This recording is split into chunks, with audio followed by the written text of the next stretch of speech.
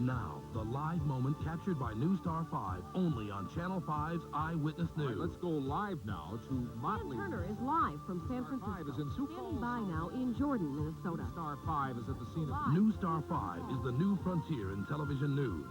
With News Star 5 satellite technology, Eyewitness News can be live from any place in the nation at any time. News Star 5 is only on Channel 5 Eyewitness News, Minnesota's leading news station. It's coming, beginning as early as 1986. It's called DBS. It will open up a new world of television viewing in America because direct broadcast satellite will be broadcast to all Americans. For about $300, for the price of a small rooftop dish antenna, you will be able to have high-powered DBS in your home. 32 channels of free and subscription television direct from space to you, with the best picture and sound possible at the best possible price. You're about to be faced with a number of television viewing choices. Remember, DBS is coming. The Neighborhood Mediation Project provides dispute resolution. And from Reno, Nevada today, word that identification of the victims in Monday's plane crash is going rather quickly. Apparently well ahead of schedule on that score. And evidence that some mechanical problems were spotted on that Galaxy plane a day before it went down. For the latest now, let's go to John Altenburn reporting live via News Star 5 from Reno. John? Well, Stan, you can see behind me here the work crews going through the remainder of the wreckage of Flight 203. Now just a few scraps of twisted metal and a burned-out airplane, not much left. They're paying special attention tonight to the engine housings. Today, the National Transportation Safety Board released a recording of a conversation with the Galaxy plane that took place one day before the crash. It was a flight from Las Vegas to South Lake Tahoe, a ferry run, as the pilots call it, with only the crew on board. Now, an Eastern Airlines pilot waiting to take off in Las Vegas saw something unusual on the Galaxy plane. Houston 700, follow the Lockheed Electric taxi position, hold runway 25. Yeah, we'll do that, but you ought to tell that Lockheed Electric that's going in position that they ought to look at their number 1 engine. That thing's smoking a lot and losing some kind of liquid. Galaxy 532, did you copy that? Oh, we did, thank you. We just shifted up to high. Is it going all the way out or just good? It was venting all the way out for you. I don't know. It was putting a lot of blue smoke out of one of the vents on the left side. Yeah, thank you. If we can get any indication, we'll take a look at it. Next stop on the ferry right now. Thank you. Please, this way, you'll be ready. Galaxy 532, contact departure, and you're smoking a little bit off your left side. 532, thank you.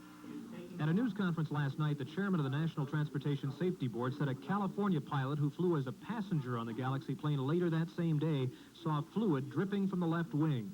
Before he got on board, he smelled and tasted the fluid in the puddle, and he told investigators he thinks it was fuel. Another witness of the crash told investigators he heard strange engine noises before the plane went down. Over the roar of the engines, he heard clinking and clanking like metal to metal. Described that as sort of like an automobile engine throwing a rod. Now, after the conversation with the pilot, once the Galaxy plane reached South Lake Tahoe, the pilot of the Galaxy plane reportedly revved up the engines to full speed to see what would happen, and there weren't any problems. Now, safety investigators say there's no indication that any repairs were made on the plane after that report of the smoking engine. Now, on another front today, the grim work at the temporary morgue here in Reno continues, and reporter Dave Andrews has been following that story. Trucks bearing caskets for the bodies of the 68 victims began arriving this morning at the temporary morgue set up here in Reno. The caskets have been provided by Galaxy Airlines. A team of more than 40 technicians is now more than halfway completed in fingerprinting, comparing dental charts, and conducting autopsies on the remains. The coordinator of the identification process said the team is now moving towards preparing the bodies for transportation to the Twin Cities. We have taken an additional step and have set up a temporary embalming facility which will immediately follow us. So the preparation and shipment process will begin late today based upon numbers, not upon names, identification numbers. Now, McCarty said he hopes that all of the bodies will have been identified by tomorrow. Then an official list of the fatalities will be released to the public. He anticipates the body will not be flown back to Minnesota until late this weekend or early next week. Now, the Reno City Council today made tomorrow an official day of mourning here. They announced that there would be a special church service in the morning. Local leaders say they expect several hundred people to come here to express their sorrow about the crash. Stan and Cindy? You know, once again, on the information that you revealed at the top, the problems with the engines, that was revealed the day before as the plane was taking off from Lake Tahoe. Is that correct? The plane was taking off from Las Vegas. And okay. It was an Eastern pilot who saw it.